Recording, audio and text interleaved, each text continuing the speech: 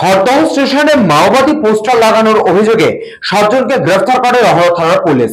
থানা থেকে আদালতের উদ্দেশ্যে নিয়ে যাওয়ার সময় মাওবাদী পোস্টার লাগানো ওই ব্যক্তিরা জানান, তিলোত্তমার ন্যায় বিচারের জন্য স্বাস্থ্য ভবন অভিযানের দিন অনৈতিকভাবে তাদের গ্রেফতার করা হয়েছিল। আর ঠিক সেই কারণেই তারা এই পোস্টারটা লাগিয়েছে। তারা তিলোত্তমার বিচার চায়।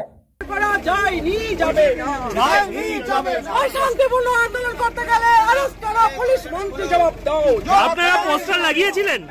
আপনারা পোস্টার লাগিয়েছিলেন? কি দাবিতে? তার দাবিতে আমরা আজকে একটা স্বাস্থ্য ভবন অভিযানের ডাক দিয়েছিলাম।